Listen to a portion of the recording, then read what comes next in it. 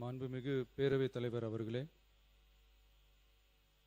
நமது அரசால் பெண்கள் பயன்பெறும் வகையில் அவர்களின் முன்னேற்றத்திற்காகவும் பாதுகாப்பிற்காகவும் பல்வேறு திட்டங்கள் தீட்டப்பட்டு இதுவரை சிங்கப்பெண் சிறப்பு அதிரடிப்படை திட்டம், தாய்மாமன் தங்கமோதிர திட்டம், வெற்றி மகளிர் ஆடுகள் வளர்ப்பு திட்டம், அண்ணனின் சீர்திட்டம் போன்ற திட்டங்கள் அறிவிக்கப்பட்டு அதற்கான நிதி ஒதுக்கீடும் செய்யப்பட்டு நடைமுறைப்படுத்த நடவடிக்கைகள் மேற்கொள்ளப்பட்டு வருகிறது. மேலும் நமது அரசு மக்களின் வாழ்வாதார முன்னேற்றத்தினை முதன்மை நோக்கமாக கொண்டு வெற்றி தொலைநோக்கு திட்ட ஆவணத்தினை வெற்றி விஷன் டாக்குமெண்ட் வெளியிட்டுள்ளது. அந்த திட்ட ஆவணத்தின் அடிப்படையில் இலக்கு நிர்ணயம் செய்து பல்வேறு திட்டங்கள் அடுத்து வருகின்ற 1ஆம், 3ஆம் மற்றும் 5ஆம் ஆண்டிற்குள் நிறைவேற்றத்தக்க திட்டங்களாக வகைப்படுத்தப்பட்டுள்ளது. சிறப்பினமாக பெண்கள் பயன்பெறும் வகையில் பல்வேறு திட்டங்களுக்கு செயல் வடிவம் கொடுத்து இவ்வரசு நிறைவேற்றும். கடந்த 4 மாதங்களாக வளைகுடா பகுதியில் நிலவி வரும் போர் சூழல் காரணமாக எரிவாயு சிலிண்டர் கிடைப்பதில் தட்டுப்பாடு நிலவி வருகின்றது. இதனால் மாற்று எரிபொருளை பயன்படுத்தி வருவதாலும் எரிவாயு சிலிண்டர் விலை உயர்வினாலும் பொதுமக்கள் தங்களது வருவாயிலிருந்து கூடுதலான தொகையினை செலவிட்டு இன்னலுக்கு ஆளாகி வருகின்றனர். இதனை கருத்திற்கொண்டு நிதி நெருக்கடியான சூழலிலும் பொதுமக்களின் நிதி சுமையினை குறைக்கும் வகையிலும் பொதுமக்களின் நலனை பாதுகாக்கவும் மக்களுக்கு அளித்த வாக்குறுதியை நிறைவேற்றும் நோக்கிலும் எரிவாயு சிலிண்டருக்காக செலவழிக்கப்பட்டு வரும் தொகையினை அவர்களுக்கு வழங்க அரசு முடிவு செய்துள்ளது.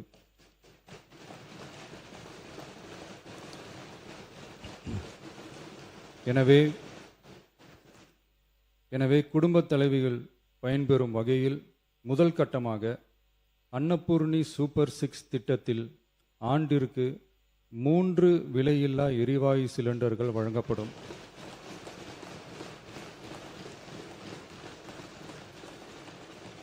எரிவாயு சிலிண்டருக்கான விலை பயனாளிகளின் வங்கி கணக்கில் நேரடியாக வரவு வைக்கப்படும். இத்திட்ட பயனாளிகள் எரிவாயு சிலிண்டர் பதிவு செய்து சிலிண்டர் பெற்றவுடன் எண்ணெய் நிறுவனங்களிடமிருந்து பட்டியல் பெற்று சிலிண்டருக்கான விலை பயனாளிகளின் வங்கி கணக்கில் வரவு வைக்கப்படும். இத்திட்டத்தினால் சுமார் 1,30,16,104 குடும்பங்கள் பயனடைவார்கள்.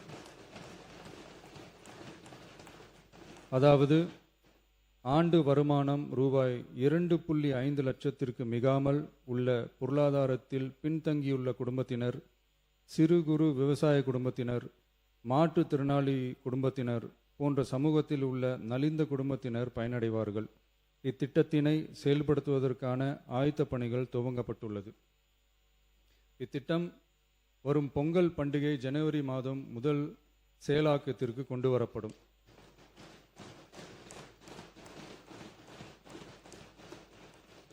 இத்திட்டத்திற்காக ஆண்டுதோறும் தோராயமாக 4000 கோடி ரூபாய் ஒதுக்கீடு செய்யப்படும் என்பதை மாண்புமிகு பேரவைத் தலைவர் வாயிலாக இந்த அவைக்கு தெரிவித்துக் கொள்ள விரும்புகிறேன்.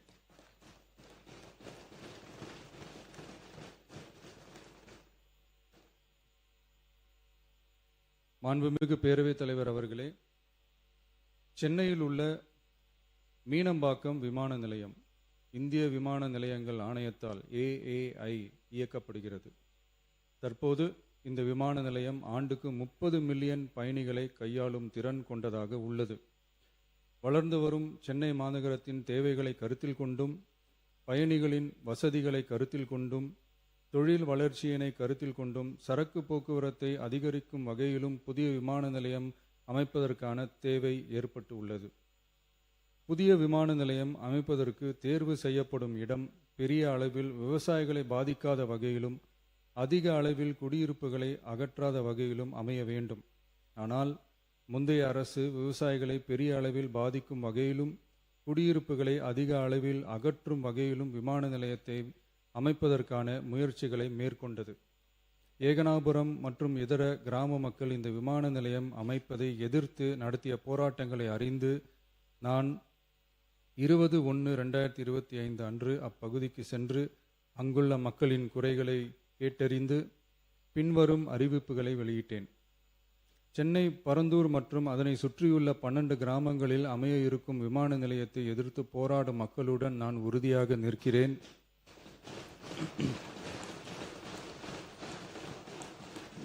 நீண்ட நாட்களுக்கு மேலாக இந்த திட்டத்திற்கு எதிராக போராடி வரும் விவசாயிகளுக்கு எனது ஆதரவை தெரிவித்துக் கொள்கிறேன். விவசாயிகளே நாட்டின் முதுகெலும்பு. இந்த விவசாய நிலங்களை பாதுகாக்க இந்த மக்கள் போராடி வருகிறார்கள். விக்கிரவாண்டியில் அக்டோபர் 2024 நடந்த பொதுக்கூட்டத்திலேயே பரந்தூரில் புதிய விமான நிலையம் அமைப்பதற்கு எதிர்ப்பு தெரிவித்திருக்கிறேன். தொழில் வளர்ச்சி மற்றும் அதற்கான விமான நிலையங்களின் பங்கு பற்றி நான் நன்கு அறிவேன். அதற்கான என்னுடைய முழு ஆதரவும் உண்டு. ஆனால் பரந்தூரில் இந்த திட்டம் அமையக்கூடாது. இந்த திட்டம் குறித்து அரசு மறுபரிசீலனை செய்ய வேண்டும். குறைவான விவசாய நிலங்கள் பாதிக்கப்படும் வகையிலும் மக்களின் வாழ்வாதாரம் பாதிக்காத வகையிலும் மாற்று இடத்தை தேர்வு செய்ய வேண்டும் என தெரிவித்திருந்தேன். மக்கள் மத்தியிலே நான் அன்றே அறிவித்ததை நிறைவேற்றும் பொருட்டு புதிய விமான நிலையம் அமைப்பது குறித்து உயர் அதிகாரிகளிடமும் துறை வல்லுநர்களிடமும் விரிவாக ஆலோசனை நடத்தினேன். ஏற்கனவே நான் உறுதி அளித்தவாறு பரந்தூரில் புதிய விமான நிலையம் அமைக்க மேற்கொண்ட நடவடிக்கைகள் இந்த அரசால் கைவிடப்படும்.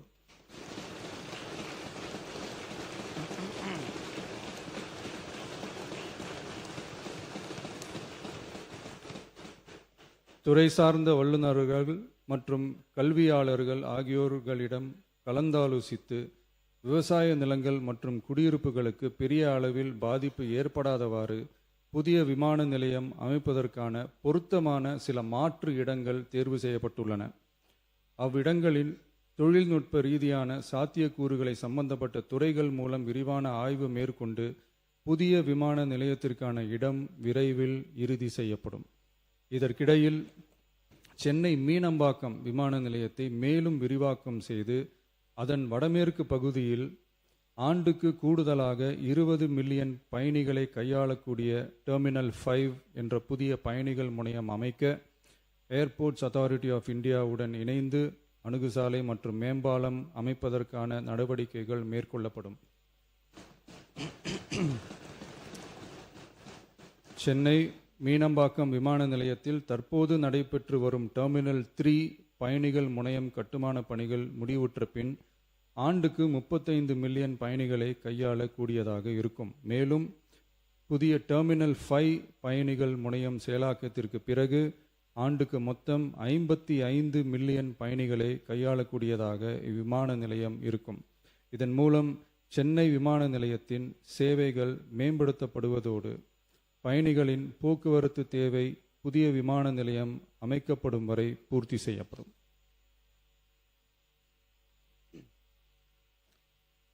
மாண்புமிகு பேரவைத் தலைவர் அவர்களே, ஒரு மாநிலத்தின் உண்மையான முன்னேற்றம் என்பது அதன் பொருளாதார வளர்ச்சியால் மட்டுமல்ல, பெண் கல்வி, வேலைவாய்ப்பு, மருத்துவம், வணிகம் மற்றும் சமூக வாழ்வின் அனைத்து தளங்களிலும் சுதந்திரமாகவும் பாதுகாப்பாகவும் பங்கேற்கும் வாய்ப்புகளாலும் அளவிடப்படுகிறது.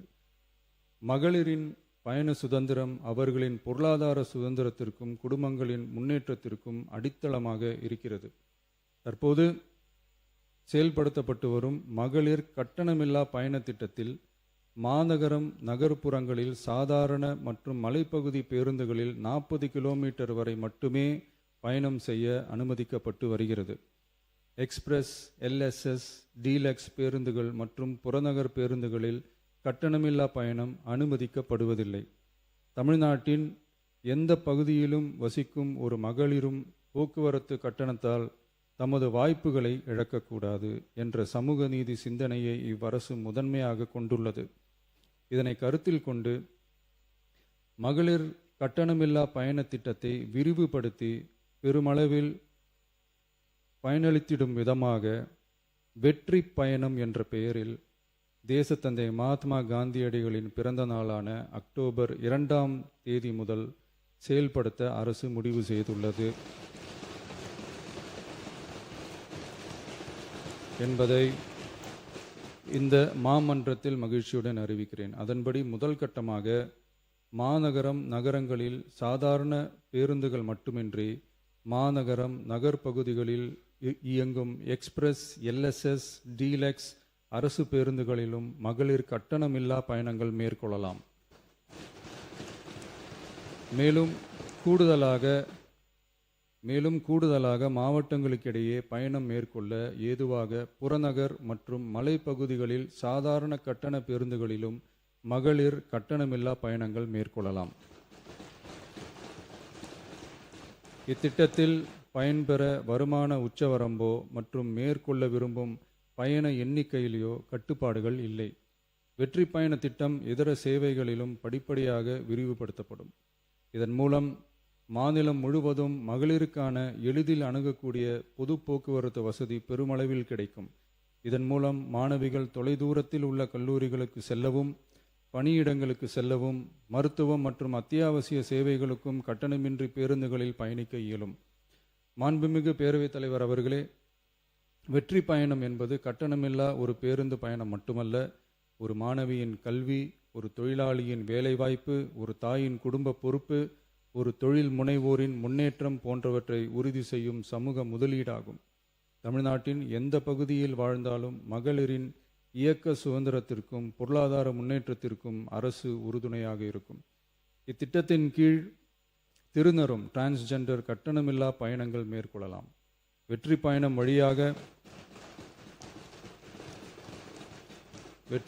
வழியாக மகளிரின் வாய்ப்புகள் விரிவடைந்து குடும்பங்கள் முன்னேறி சமூக நீதியும் சமத்துவமும் நிலை பெற்று வளமான வெற்றி தமிழ்நாட்டை உருவாக்கும் நமது பயணம் மேலும் வலுப்பெறும் என்பதை தெரிவித்துக் கொள்கிறேன். இத்திட்டத்தை செயல்படுத்துவதன் மூலம் ஆண்டுதோறும் தோராயமாக 6000 கோடி ரூபாய் செலவினம் ஏற்படும். நன்றி, வணக்கம்.